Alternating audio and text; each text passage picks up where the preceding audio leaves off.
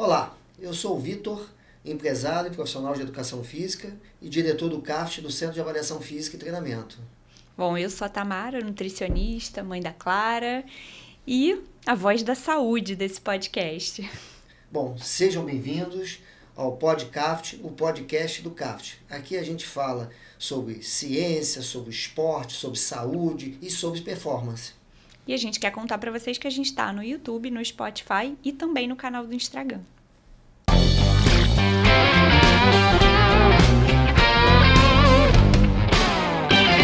No episódio de hoje vamos falar sobre longevidade e principalmente sobre corrida. E a gente está recebendo um maratonista de 84 anos que pretende completar as 6 Majors esse ano ainda. Sim. Seu Arthur, agradeço por o senhor ter vindo no nosso podcast, o podcast do CAFT, né, o PodCAFT. E o senhor é um engenheiro aposentado. Sim. Depois de uma certa idade resolveu fazer corrida, por algum motivo qualquer. E está aí para terminar, né, pelo menos no primeiro momento, as 6 Majors.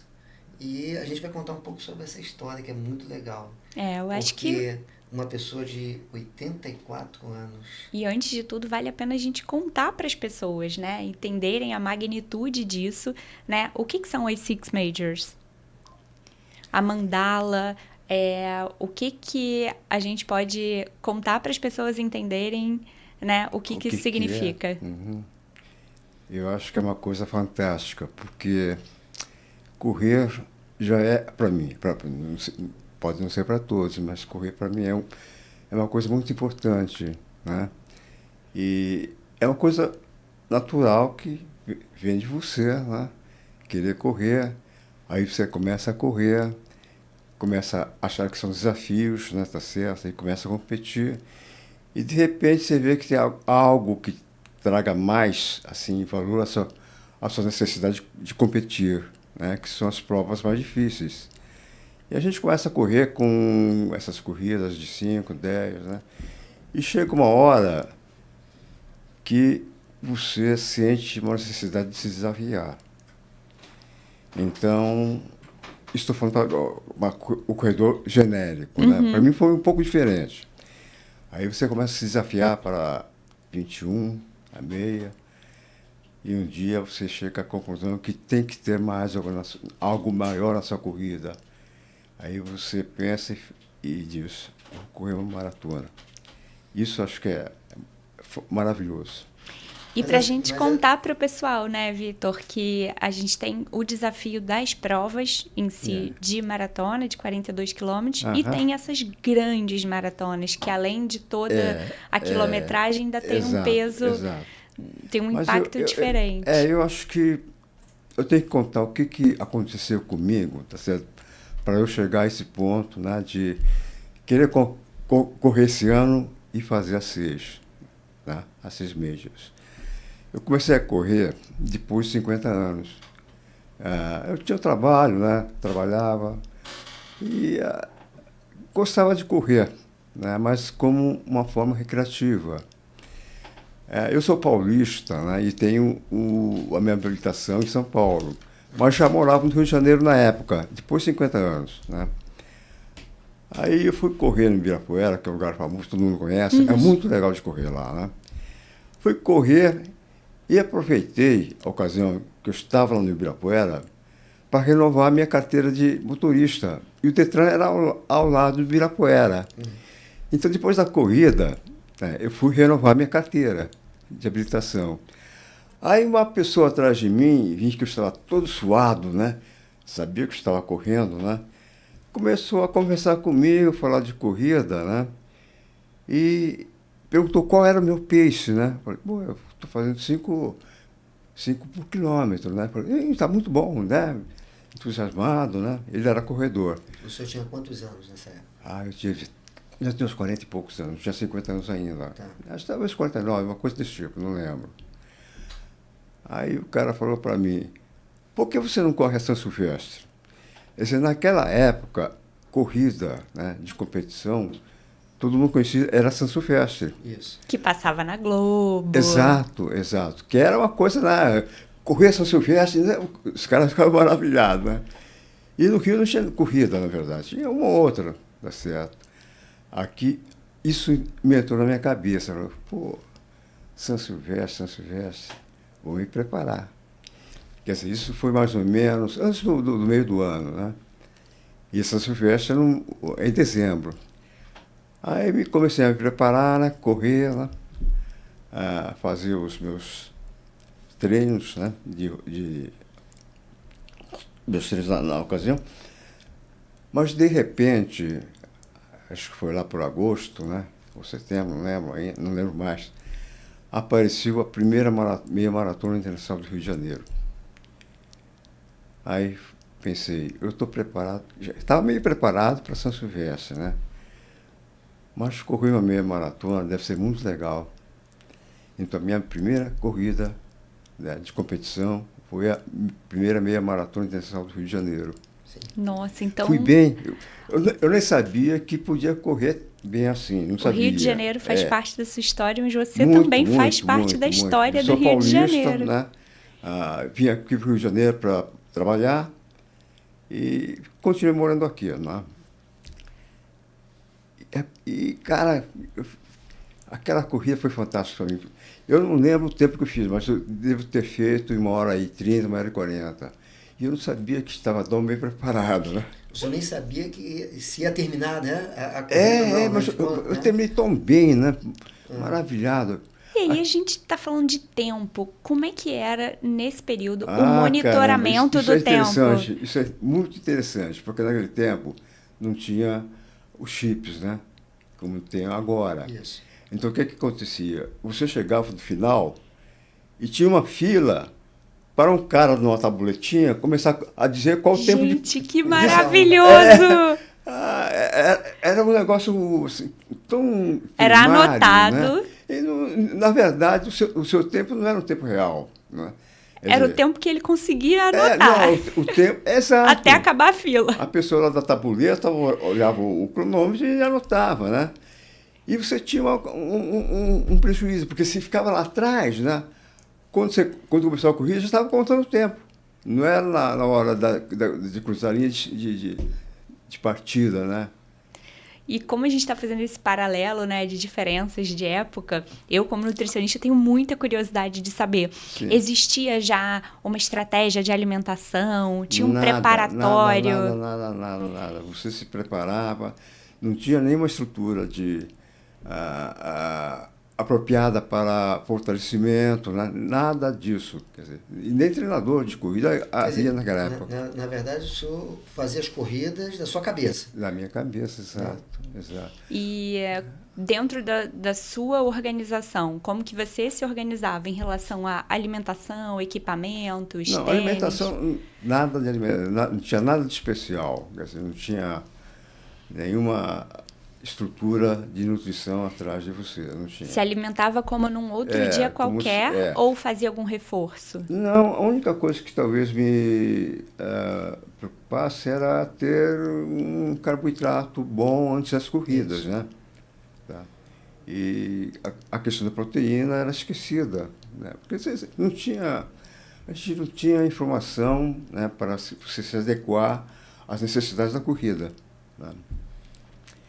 Mas era basicamente isso aí. A coisa era tão, assim, amadora que eu me lembro até hoje. Teve uma corrida aqui no Rio de Janeiro, né, no verão, né, e eu fui lá correr, um sol causticante, né, todos os participantes da corrida atrás de um viaduto, na sombra. Era tão pequeno número de aficionados ou corredores naquela época, não tinha, né, ninguém ia correr, na verdade, né? Só mesmo quem gostava de correr. Normalmente tinha um modelo, 2 modelos de tênis. Não tinha nada, né? E aí ia para correr. Mas o senhor, quer dizer, essa prova foi o start? Foi meu start. Foi o start de começar. Sim. E uma pergunta é a seguinte, a sua família, o que achava disso? Quando o senhor foi correr a primeira vez? Não achava nada de interessante, porque eu já corria assim... Já fazia suas corridas? Não como competidor, né? Como recreativo, tá certo? Quer dizer, não achou nada interessante, talvez, né? Eles não estranharam, mas também eles não foram grandes. Eles foram grandes apoiadores ou eles eram mais imparciais? Não, eram, vamos dizer, de uma neutralidade assim como uma coisa muito comum na minha vida, né? Nada excepcional. Essa coisa começou a minha família ter mais entusiasmo quando eu comecei a competir na meias, né? E a história fiz essa meia internacional do Rio de Janeiro, fiz essa Sufest depois, isso também foi maravilhoso, tá? Fiz um tempo muito bom. Eu não lembro na época. Os resultados daquela época saíam nos jornais, não tinha internet para te mostrar. Disso, Maravilhoso, era uma publicação do Diário Oficial. Assim. A São Silvestre era tão assim, diferente de hoje que você precisava comprar o jornal A Gazeta Esportiva, tinha um recorte de inscrição na Gazeta, você se inscrevia e mandava uma carta para a Gazeta Esportiva para você se inscrever. Tá? Maravilhoso, funcionava. Maravilhoso, mas para mim era muito difícil, porque eu estava já morando no Rio de Janeiro, né? E o jornal circulava só em São Paulo. Então, entendi. É bem complicado, né? É complicado, então eu pedi para alguém da minha família comprar o jornal para mim, mandar o jornal para eu preencher, para mandar de volta para a Gazeta para se inscrever. Eu acho que tem uma grande lição aqui para os novos corredores, né? Que é verdade. Tanto de colocarem barreiras que não existem, né? Não vou correr porque eu não tenho o melhor tênis. Hoje está chovendo, eu não estou com o meu gel apropriado. Exato. E o outro extremo, que são as pessoas também que começam a correr já achando que precisam do tênis de placa, do gel que tem a maior tecnologia e fazer eletrólitos para correr 5 quilômetros. Acho que essa questão de tênis de placa, vamos dizer, é uma postura, né, de mostragem. A pessoa, né, quer ter uma amostra de que está, né, instagramável, não, coisa desse tipo. Porque o tênis de placa, não sei se é bom para todo mundo, eu acho que não é. Isso. Acho que não é. A verdade é o seguinte, a corrida é uma coisa natural. Que hoje você só tem que sair, né, e correr, colocar seu tênis e correr. E as pessoas acabaram fazendo isso, um grande comércio, né, uma grande coisa no Instagram. E o senhor começou de uma época que não tinha nada disso. Nada. E aí eu te pergunto, quando o senhor fez essas duas, a minha maratona, a São Silvestre, aonde dali começou o quê? A pensar maior, né? Pensar uma coisa mais... eu fiquei tão empolgado com isso, fiquei viciado em corrida, que comecei a procurar onde tinha corrida aqui no Rio de Janeiro. Porque naquela época tinha corrida em São Paulo, mais corridas. Mas no Rio de Janeiro era escasso, né? E ia atrás das corridas, onde tinha corrida. Eu lembro que eu fui até Marechal Deodoro, lá quando tinha corrida lá acho que era do Exército, não sei de onde, isso, né? E até lá de carro para poder correr. Né? Porque eu queria correr e ter a medalhinha. A medalha é um fator estimulante para a corrida.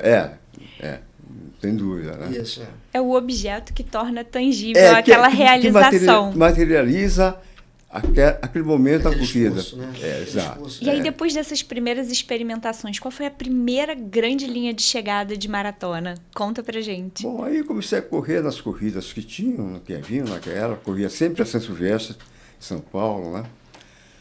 Aí, depois dos 3 anos, mais ou menos, né? Eu falei pra minha filha primeiro, eu vou para uma maratona. Eu senti que tinha que me desafiar, eu vou para a maratona. E por acaso, nessa ocasião, ocorreu a primeira maratona do Rio de Janeiro. Depois, o Rio de Janeiro já que a maratona ficou parado por um certo tempo e retornou. Né? Depois, falei para minha filha, eu falei para minha mulher, vou para a maratona. E comecei a me preparar, né? Preparar. E naquela época já havia algum recurso de informação, que tinha um relógio, uma revista chamada Conta Relógio. Você buscava algumas informações nessa revista. E já havia algumas coisas, né, que me interessavam. Né? completava a minha necessidade de preparo para a maratona, né? Falava dos longões, coisas desse tipo, tá certo? E me preparei para a maratona do Rio de Janeiro. E aí fui corri, claro, é muito difícil a minha primeira maratona, foi muito difícil. Mas foi um negócio interessante, no final da corrida, tá? Veio uma adrenalina em mim, uma reserva de energia. Caraca, eu fiz uma corrida perfeita acho que nos 2.000 metros finais. Pô, aquilo me empolgou muito, né? Mas meu tempo não estava legal, era 4 horas qualquer coisa. Era impossível você correr abaixo disso naquela época. Não, era o meu preparo, para dizer, né? Aí, maratona me empolgou. E tinha maratona em São Paulo. Aí fui para as maratonas em São Paulo. Fiz 3 maratonas em São Paulo. Né? E minha meta era ser sub-4. Né? E acho que na 4ª, na 5ª maratona em São Paulo. Maratona em São Paulo é muito difícil. Né? As subidas e descidas. Subidas. Né? E quando eu fui correr essa maratona, não era no inverno, mas não estava frio. Né? Isso prejudica a corrida. E fui correr, acho que na 4ª ou 5ª maratona de São Paulo, fiz no meu relógio 3 horas e 53. Tem mais um parágrafo aqui, era relógio de ponteiro naquela época. De ponteiro. O meu relógio de ponteiro fez 3 horas e 53, né? Mas eu conferi no luminoso do tempo chegado que era mais ou menos isso. Bom, voltei para o Rio, né, e fui ver, já tinha internet naquela época publicando os resultados. Eu fui ver, meu nome aparecia, cara.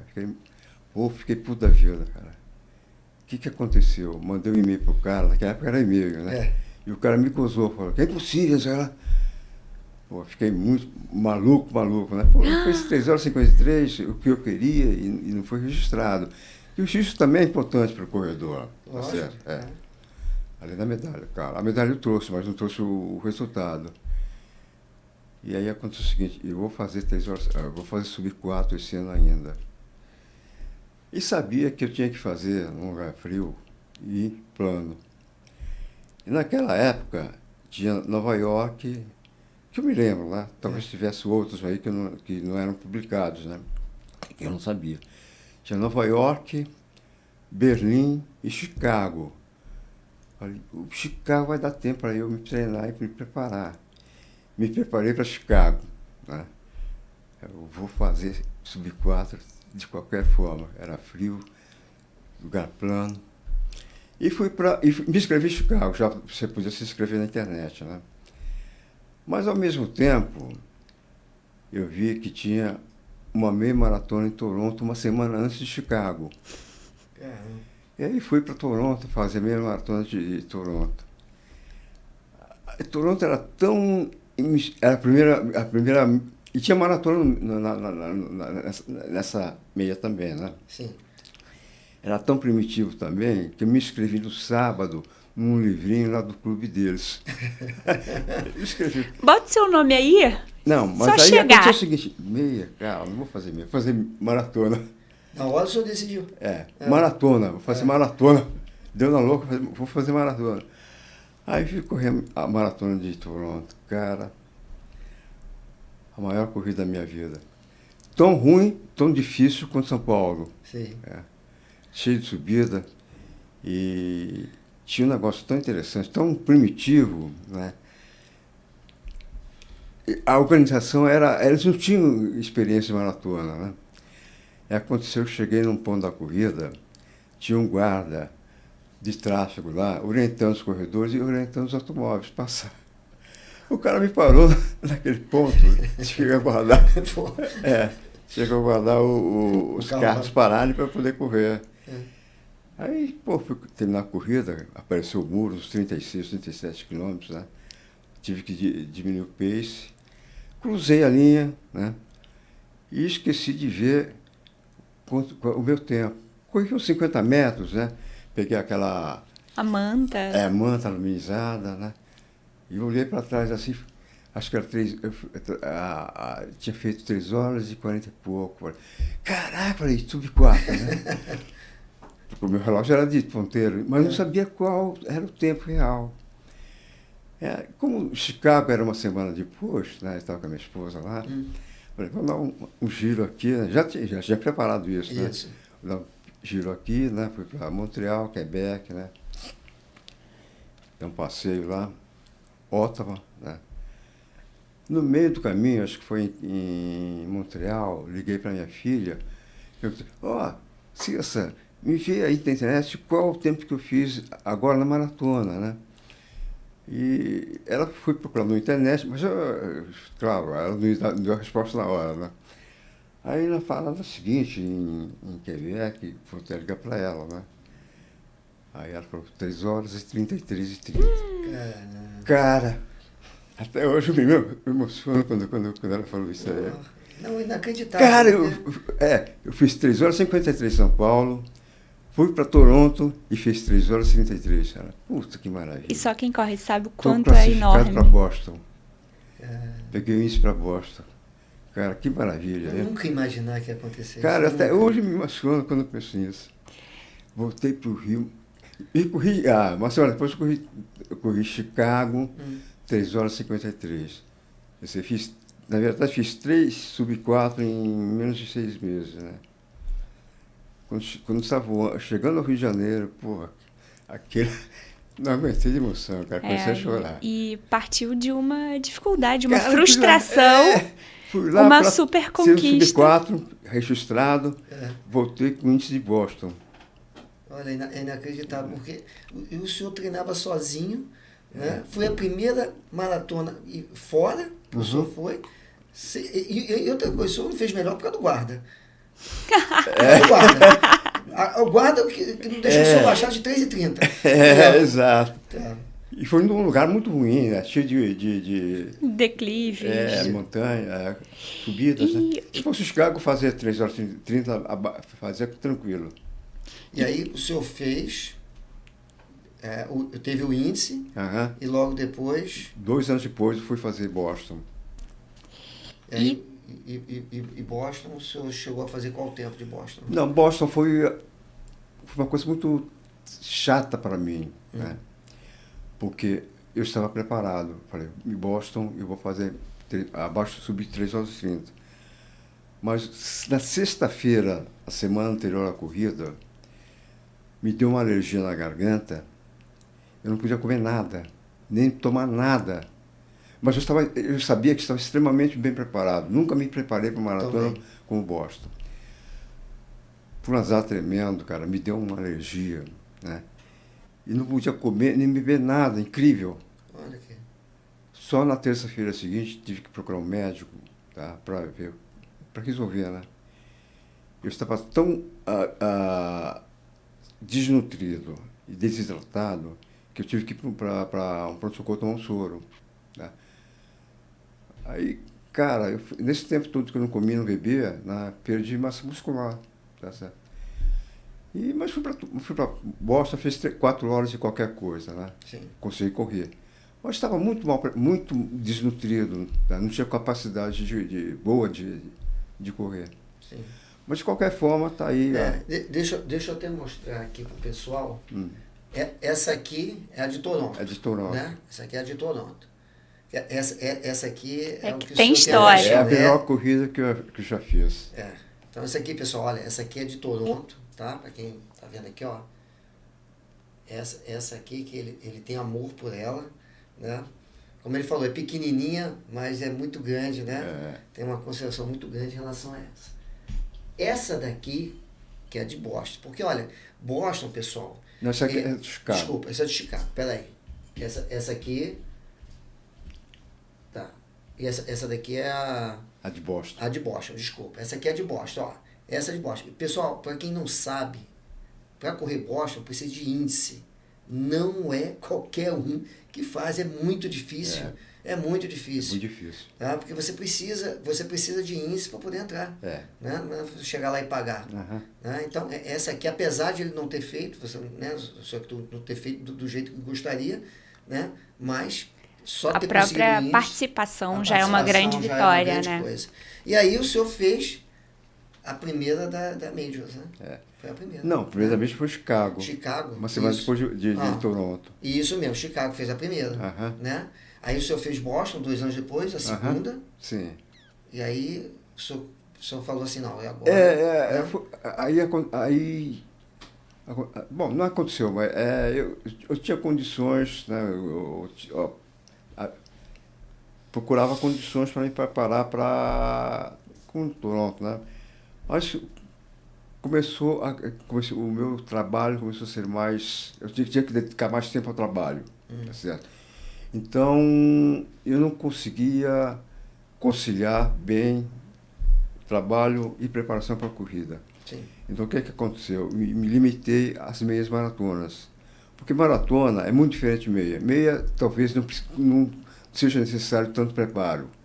Quer dizer, se preparar para uma meia é uma coisa. Preparar para uma maratona é muito mais. Não é duas vezes mais, é muito mais. Posso fazer uma brincadeira? Sim. Eu acho que a diferença de maratona para meia maratona é como de um filho para dois. Não é filho vezes dois. Não. É muito mais... Exige muito mais dedicação. Quem tem filho e quem já fez maratona entende. Porque você, para treinar hoje para uma maratona, você precisa de um tempo grande durante a semana. Precisa. E o senhor devia entrar no trabalho relativamente cedo e não tinha muito, muito podia tempo. conciliar. E a gente falou muito aqui do preparo físico, mas eu queria entender como é que era a sua preparação mental, como é que eram os sentimentos durante a prova, se você tinha aquela sensação que as pessoas relatam de encontrar aquele paredão nos 30, 35 quilômetros.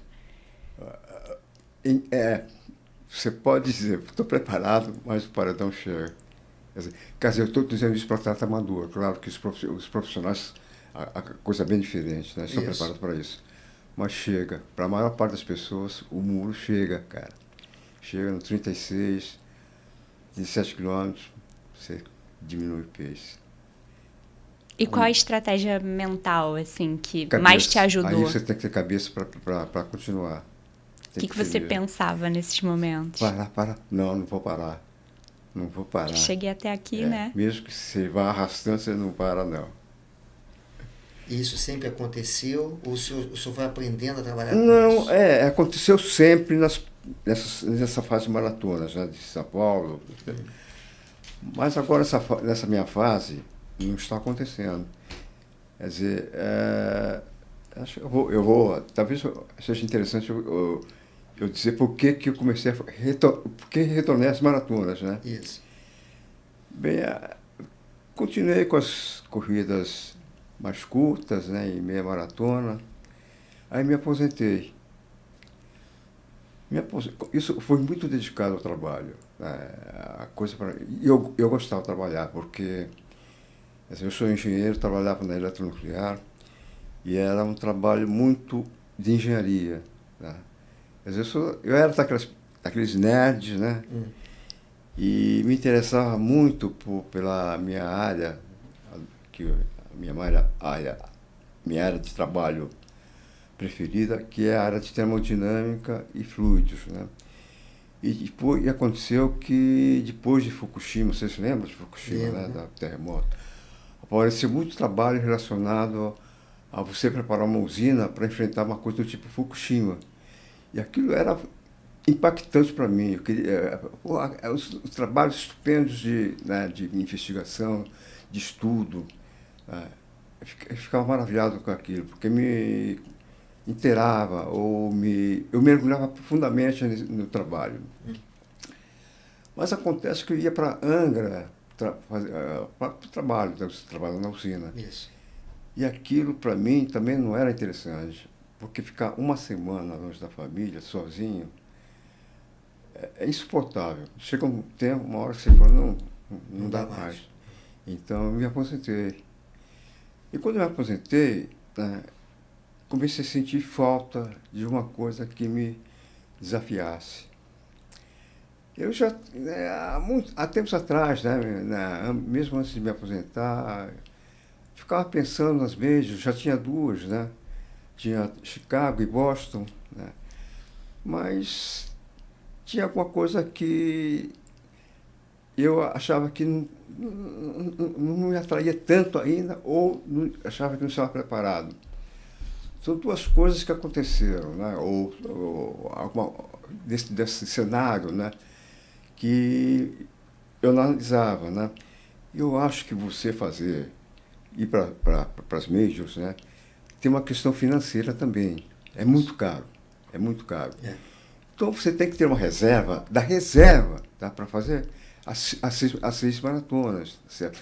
Porque não é uma coisa importante, tá? Em termos de necessidade sua na vida, tá certo? A gente pode dizer que é um luxo. É uma coisa que é uma desnecessidade se você, né? Isso. Tá. Mas não era tão impactante assim, para mim, porque eu acho que eu podia fazer. Mas eu acho que eu não tinha condições físicas ainda, ou não estava preparado. E eu tinha dois conhecidos, né? Um acho que vocês conhecem, o Chicão da Coisa. Não sei se vocês conhecem. Conheço o Chicão. O Chicão é famoso ele, né? E eu estava correndo naquela época melhor que eles. E o outro era o Getúlio, que era um maratonista competente, né? Ele era até patrocinado pela Caixa, né? Mas eu estava correndo melhor que eles. E um dia encontrei o Getúlio, né? Esse cara patrocinado pela Caixa. E ele falou, olha, como é que está? Não sei lá, fomos falar de corrida. Ele falou assim, eu corria a Desafio de Janeiro aí há não sei quanto tempo atrás, né? Falei, cara, esse cara fez o desafio, eu estou correndo melhor que eles. Pô, eu vou fazer as majors, né? Aí eu comecei a preparar as majors. Mas nessa época eu já tinha consciência de que havia necessidade de um suporte para eu poder competir, né? Aí fui para uma academia, né? Eu não vou falar o nome, para me preparar. E eles acharam que estava legal, que eu tinha uma condição física ou físico bom para me preparar para maratonas, né?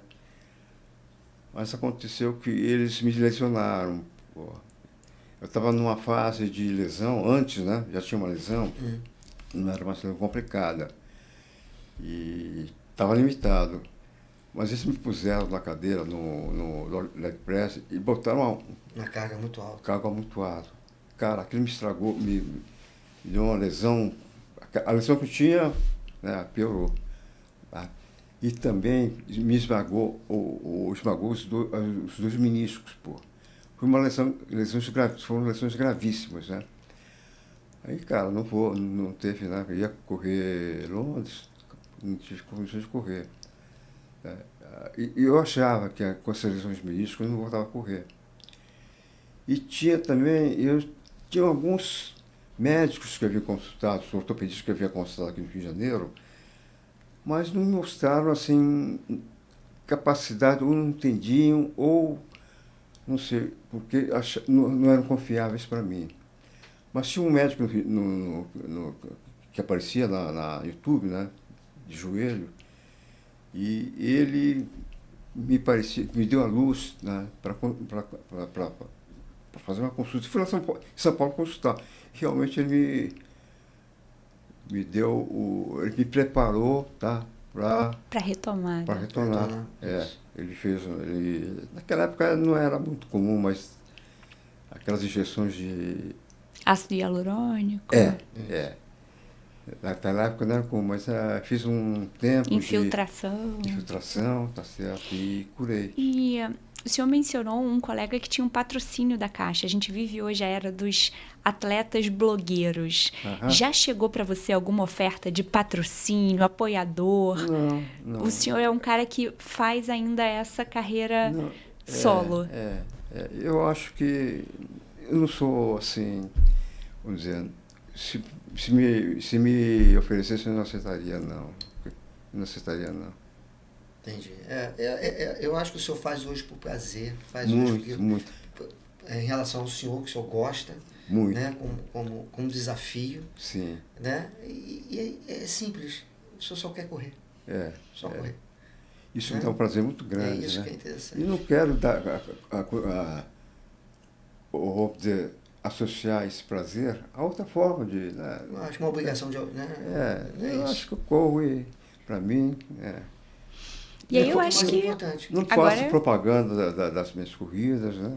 A gente tem que continuar contando, né, Vitor? Como é que foi? Eu queria saber agora, porque aí o Sussu recuperou, sim, né? Não correu Londres. Quais foram as próximas? Aí eu vim para vocês. Tá, vim aqui para cá me treinar, porque eu não ia voltar para lá depois desse acidente, né? Eu lembro quando o senhor chegou aqui, né, que o senhor falou do acidente, né? Enfim. E foi interessante que o senhor ligou, acho que, não sei como o senhor achou a gente, eu não me lembro. Pela internet. Pelo Google da vida. E o senhor ligou e aí eu expliquei, o senhor, não, quero fazer tudo, quero fazer lá um pacote lá do serviço de avaliação de biomecânica e fisiologia. E aí o senhor veio, né? E aí a história nossa que começou por aí. Exato. Né? Eu tinha procurado algumas academias, né? Mas nenhuma delas me interessava. Aí vem para você. Nessa era pós-CAFT, depois que o senhor chegou aqui no CAFT, quais foram as outras majors que aconteceram? Quando eu cheguei aqui, aconteceu o seguinte, eu não consegui ir para Londres quando estava com a academia lá. Isso. E quando cheguei aqui, eu queria fazer Berlim. Mas nesse meio tempo aconteceu o seguinte, quando voltei eu tinha corrido Nova York já antes, né? Quando voltei de Nova York, eu voltei com uma Covid, cara. E isso me prejudicou muito, porque eu fiquei com uma sequela e me dava tonturas. Quer dizer, eu não podia correr, né? Então, demorou para eu ter condições, né, de me preparar. Tá certo? Me recuperei, tá certo? Demorou um certo tempo, continuei aqui com a CAFT e fui para depois... naquele tempo mesmo... Tinha três. Não, aconteceu o seguinte, quando eu vim para cá, eu tinha sido sorteado para Tóquio. Isso mesmo. Tinha sido sorteado para Tóquio, esqueci de falar. Mas tinha esse problema da tontura, né? Sim, mas naquele ano, eu só tinha 3 maratonas. Tinha Londres. Não, era Tóquio. Era Tóquio a primeiro do ano. Isso, tá. Londres e Berlim. Foram as 6 que tinham naquela... As 3. Aí o senhor chegou para mim e falou assim, não, esse ano eu tenho 3 maratonas. Aí eu olhei para o senhor, que tudo, 3 maratonas não dá. Pô, o senhor não dá para escolher alguma não, para a gente correr? Eu não esqueço mais disso. Aí o senhor falou assim, Vitor, eu tenho 83 anos, eu não sei se eu vou viver ano que vem. Aí eu falei, então o senhor está certo, vamos correr as 3. Eu nunca esqueço disso, porque eu sempre falo isso para as pessoas. Né? Eu sou adepto a ter 2 provas durante o ano. Mas o caso do senhor foi tão engraçado que quando o senhor falou para mim, eu parei para pensar, falei, lógico que ele tem que fazer as 3, pô. A gente não sabe o que vai acontecer no dia de amanhã. Mas foi interessante, porque a gente começou a treinar por 3 provas. Né? Infelizmente tive esse problema da sequela, não pude correr, né? Mas no ano seguinte melhorei, recuperei. Isso. Aí consegui fazer as 2, Tóquio e Berlim, em 1 mês e meio de diferença. Né? Interessante. E olha, pessoal, a gente vai colocar aqui a foto do senhor Kitugo no Japão, né? Depois a gente vai colocar, não é isso, Bia? Vamos colocar lá o senhor com a medalha, né, que o senhor mandou para mim. É bem interessante. E foi um tempo bom até. Olhando por essa perspectiva, né, de tempo de vida, de experiência, qual o conselho que você daria para os jovens corredores, tanto de filosofia de vida como para quem está querendo começar a correr? Olha, eu acho que correr talvez seja muito individual. Porque o jovem quer correr hoje em dia porque é uma coisa de moda, talvez, né? Mas acho que o corredor verdadeiro tem outra visão das coisas, tá certo? Ele quer ter uma continuidade no esporte, tá certo? Eu não sei se todo mundo que corre hoje vai ter essa visão, né, de continuar correndo. Eu acho que talvez poucos corredores de hoje vão ter essa natureza, né, tá certo? E esporte, corrida, é longevidade. Tá? Para mim, talvez o fato de eu ter essa capacidade hoje está relacionado com essa minha fase, né, de ter esse esporte como, né, como hobby, vamos dizer.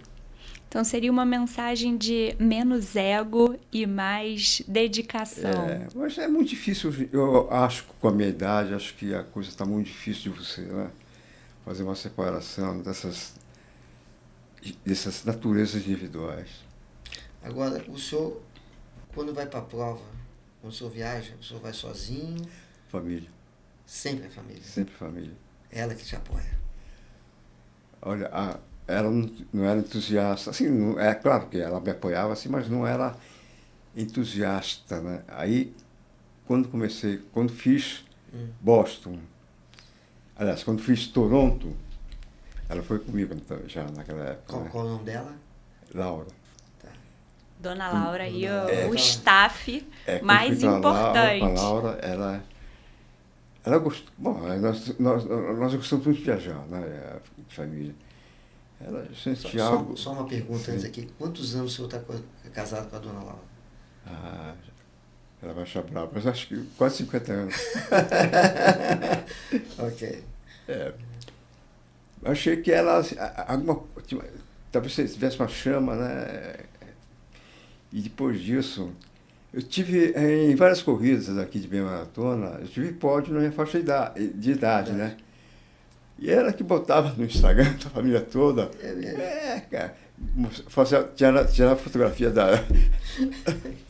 dos. Não é verdade, como é que chama? Dos troféus, né? Ela que fazia tudo. Ela que noticia, né? Os meus Quer dizer, ela gosta, né? Ela gosta disso. Olha, né? Uma surpresa. Ali, a gente trouxe uma imagem da sua família te apoiando. Não, isso aí foi uma surpresa enorme para mim. Porque essa foi em Nova York. Nova York? Eu fui, nem sabia que me acompanhar, né? Mas tem o hashtag, né? Não sei se é o hashtag ou o app da corrida. Então ela sabia onde que eu estava, né? Ia de metrô perto de onde eu estava. Eu nem sabia que era só lá. Então, de repente, eles começaram assim, achei meio estranho, né? Isso aí é uma coisa que aconteceu em casa. O que está acontecendo? Você vê que eu olhei para trás, surpreso, né?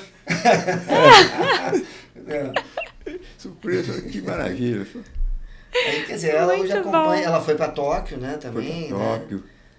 foi para Tóquio, foi para Londres, e sempre a mesma coisa. Eu conto com ela no meio do caminho. Olha que legal. É melhor do que preparador físico, nutricionista, ela faz tudo, né? Já tem o staff completo. O staff completo dela, né?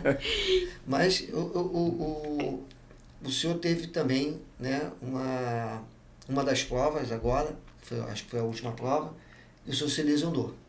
Né? Que é uma prova que seria a prova-chave para o senhor ganhar. Eu fui para Mandala. Para Mandala, mas estava com uma lesão no isquio, né? Nos isquiotibiais, né? E, cara, tive que parar, né? Muita dor, né? Tive que parar. Eu acompanhei, eu estava acompanhando o senhor pelo aplicativo, né? E teve um momento que eu não estava vendo o senhor, eu estava muito preocupado, porque eu sabia que o senhor estava com problema dos isquios, né? E, pô, se o senhor ganhasse aquele dia, naquela época, a Mandala, né? A gente estava torcendo muito para o senhor, muita gente da academia estava torcendo para o senhor, e teve um momento que parou. Eu não estava vendo o senhor se deslocar no aplicativo, né? Não estava. Aí eu falei, cara, sério que ele parou e tudo. Eu lembro ainda que mandei mensagem, eu sei que o senhor não ia acabar escutando. Mas eu fiquei. Aí eu liguei para o senhor e o senhor me falou. Aí eu não consegui. E faltava pouco, né? Não lembro bem, mas deve ter ido lá para os 18, 20, não lembro bem. Eu acho que foi uns 20 e tanto que o senhor se lesionou, o senhor tentou. Né? E isso te deixou muito chateado? Muito. Eu corri com aquela etiqueta nas costas, né? Última maratona do seu Major. Estava lá, Tóquio, Londres, acho que é Berlim, depois não lembro, né? Nova York e Berlim, não. A sequência da maratona, né? E a última, né? O pessoal me cumprimentava, batia, parabéns, saúde, pô, mas não deu. Não deu. E tem um passarinho aqui me contando que tem uma história nessa pulseira que o senhor usa. Qual é a história? Usa o quê? Dessa pulseira que o senhor está usando? Ah, não, isso aqui é o seguinte, eu quero fazer um par. Vou lá ano que vem. Essa aqui é do ano passado, né? Então ela está esperando, chegar a próxima. Ah, interessante.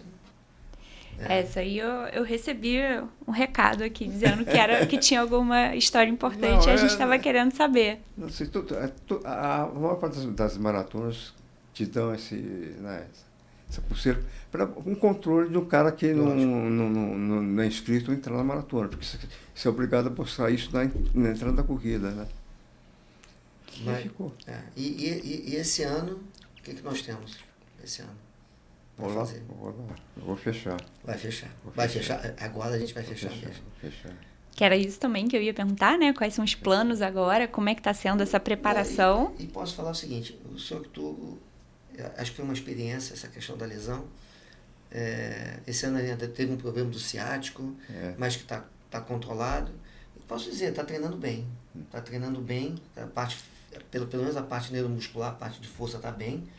E a corrida, né? O senhor tá direitinho então, ali, está no planejamento. A próxima linha de chegada está bem definida. Não, né? Bom, quer dizer, 84 anos, Eu queria chegar aos 84 mil.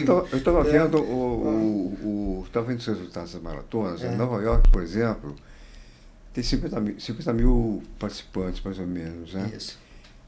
Os corredores acima de 80 anos, acho que tinha uns 30 e poucos, né? 30 e poucos, numa multidão de 50 mil, é zero praticamente. 0,0 né? alguma coisa. Londres, 30 pessoas acima de 80 anos terminaram Londres. 30 numa multidão de 54 mil, se não me engano. É zero também. E aí o Vitor falou, né? Quer dizer, para essa idade, tá?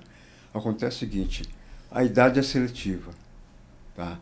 Se você não tem esse espírito de corredor, ou não tem uma genética para a corrida, você vai ficar no meio do caminho, tá certo? É algo que limita corredores idosos a correrem. Né? E tem que ter, evidentemente, um passado esportivo. A pessoa tem que vir correndo. Tem que vir nessas correndo, faixas de idade, porque não é qualquer um. Não é. Porque o que acontece muitas vezes? A pessoa está ali com 60, 70 anos, para de correr. Pronto. Ali começa né, a queda. E muitas vezes não consegue voltar. Mas eu também acho o seguinte, a idade é seletiva, realmente. Tá?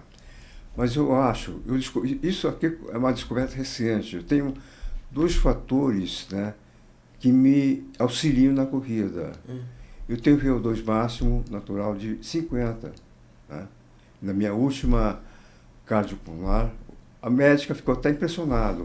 Achou que a máquina estava errada. Tá? E ela botou até isso no Instagram. E depois, numa consulta médica, né, o médico foi impressionado que eu tinha 600 de testosterona. O cara falou, pô, isso aí é coisa de moleque, né? Isso, eu não associava isso a nada, né? E minha última testosterona foi 800. Falei, então, que isso? Acho que isso, claro, isso é genético, né? Eu tenho uma genética favorável. Né? Aí essas coisas se relacionam muito, né? A gente tem uma predisposição, que é a genética, e exato. Tem tudo que você faz, a epigenética, que também você tem que influencia. Essa genética para ganhar. E Vitor falou, não, quero só chegar vivo aos 84, mas é óbvio que eu acho que todo mundo quer chegar o melhor possível. Mas eu acho o seguinte, eu tenho que ter essa questão de me desafiar. Tá? Eu quero isso. Sempre fui assim na vida, na área profissional. Né?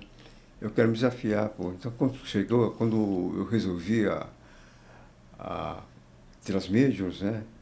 E tive esse impacto dos caras estarem correndo melhor que os meus contemporâneos. Olha, eu vou ter que ir nessa.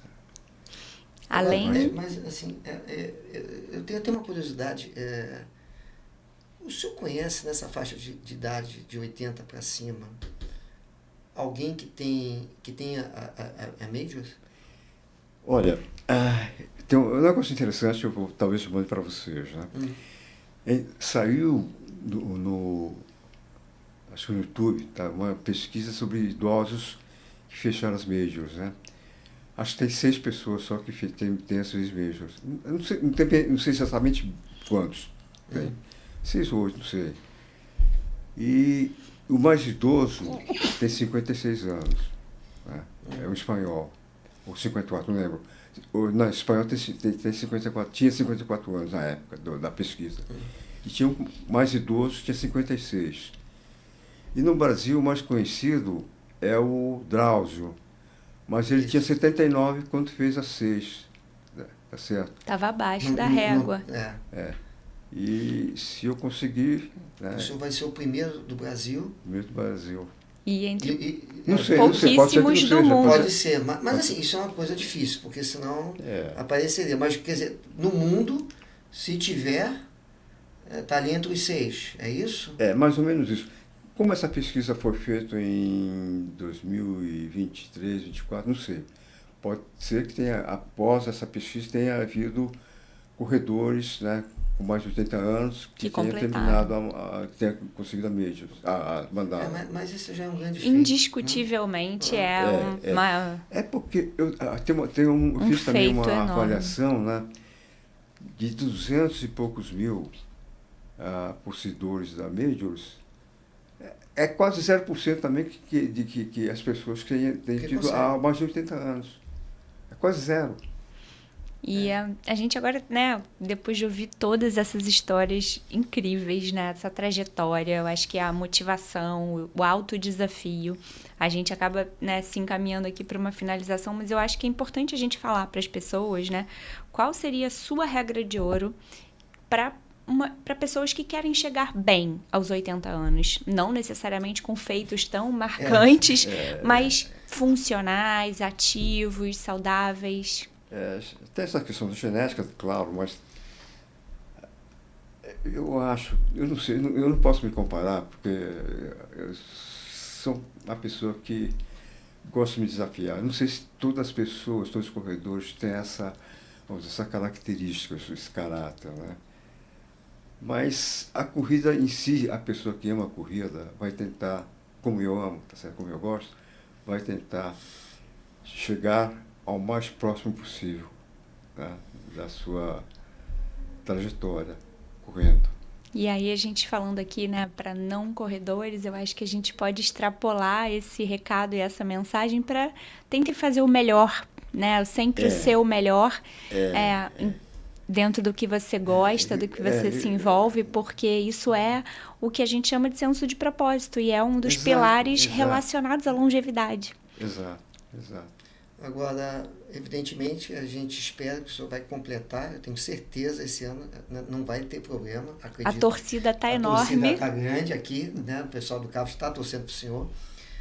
Mas depois disso, o senhor sabe que tem mais 2 provas aí, né? A Major cresceu, né? Temos Toronto? Não.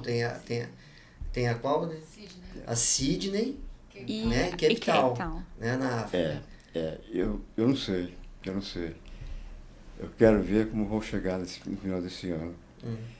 Eu sinto, né, que a minha capacidade, claro, lógico, diminui ano a ano. É muito rápido a minha perda. Eu estou correndo a 7, né? Você viu, 7 e poucos. Isso. Né? Fiz maratona 5, né? Quer dizer, minha capacidade diminui, né? E prazo de curto muito tempo. Eu quero ver se chego ao final do ano bem.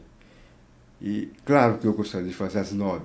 Você falou... 2, né? Mas olha, tem Cape Town, tá certo? Sydney, eu vou te dizer uma coisa, fui sorteado para Sydney, mas não vou. É mesmo? Fui sorteado para Sydney? Fui sorteado para Sydney, mas não vou. Porque é um mês antes de Berlim. Eu não quero perder Não quer Berlim. perder, tá certo. Prioridades. Tem Cape Town, Sydney e com certeza Xangai, no final do ano. Xangai vai ser a última prova para ser qualificada para o Majors esse ano, em novembro. Eu vou ver como é que eu chego. Tá? E se eu estiver bem, eu vou tentar. Não sei. O problema é que o senhor é metódico. O senhor é metódico, sou, né? sou. Mas acho que isso, é uma legal, parte da legal. lição é essa, né? E quando ele fala que vai tentar, é porque na cabeça dele ele vai. Só, se o corpinho Planejamento ajudar, e estrutura. vai, né? E tem uma coisa, né? Tem duas coisas no caminho que é muito importante para mim. Eu já falei que gosto de viajar, né? E Sydney, porque eu não conheço nem a Austrália, nem a Nova Zelândia. E está na minha meta conhecer a Austrália e a Nova Zelândia. Minha família também quer ir. A minha filha mais nova já fez um intercâmbio na Austrália, mas ela topa também ir, certo? Xangai, minha esposa quer voltar para a China. Nós fomos várias vezes para a China. Eu também quero voltar para a China. Então, tem 2 motivos de viagem para eu querer ir também. Quer dizer, não é o principal. E Cape Town é algo que completaria, porque eu já fui para Cape Town, conheço a África do Sul, né? Mas Sydney e Xangai são motivadores para mim, para ir. Vai dar certo. Então, tem tudo para acontecer, né? Isso, com certeza. Aí sim, se ele completar, vai ser o primeiro do mundo, né? Ter 8 provas no currículo. Né? É verdade, é uma grande inspiração pra gente. Agora, eu estou muito grata de estar aqui, de ter esse espaço, de poder conhecer um pouco mais dessa história. Não, se deixasse, a gente ficava aqui um tempão conversando. É verdade. Eu sou que tu gosta de falar, fala bem, e tem muita coisa que eu não sabia. Treinava ele aqui, não sabia. Tem mais alguma coisa, Vitor, que você acha que a gente precisa perguntar? Não, eu agradeço muito, eu sou o maior fã do senhor. Olha, eu sempre falo do senhor para todo mundo aqui. Porque quando a pessoa chega lá na avaliação, fala assim para mim, pô, acho que eu tô velho. É que o senhor não conheceu o Akitub 7 horas da manhã. Vem conhecer o seu Akitub para dizer que você tá velho ou não. A pessoa com 40 anos, 50 anos tá reclamando, eu não tenho mais condições de correr, eu não tenho mais... O senhor não conhece o seu Akitub às 7 horas da manhã. Quem é o seu Akitub? O seu Akitub é um senhor de 84 anos que treina comigo e vai fechar agora a Majors. Aí as pessoas falam, não é possível. Então, assim, o senhor, para mim, é uma pessoa que... me inspira muito. Eu tenho 34 anos de profissão, a Tamara um pouco menos, mas eu, sinceramente, eu nunca vi uma pessoa como o senhor. O espírito de atividade, de vontade de fazer as coisas, de chegar aqui, chega no horário, faz o treinamento, não reclama. Eu realmente admiro o senhor. E quando muitas das vezes eu estou desanimado por alguma coisa, eu penso no senhor, não, eu quero chegar na idade do seu Akitub fazendo o que ele faz. Essa é a minha perspectiva. Isso que eu gosto, de ter uma referência como o senhor.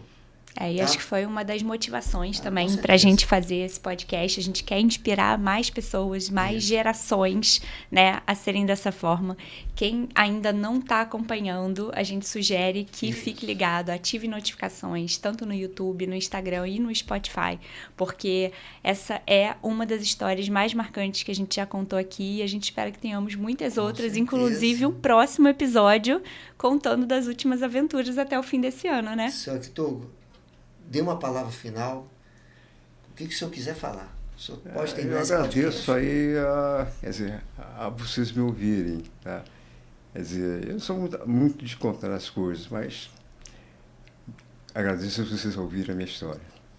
Tá ok, pessoal. Nós fechamos mais um podcast, o podcast do CAFT. Quero agradecer ao seu Akitub, a minha parceira aqui, a nutricionista Tamara. Não é isso, Tamara? E agora a gente se vê no próximo podcast. E a gente está aceitando, inclusive, sugestões de temas e convidados. Se você quer ter a sua participação ou quer mandar aquela ideia, a gente também acha que vai ser uma boa aí para os próximos episódios. Tá ok, pessoal. Até breve. Um abraço.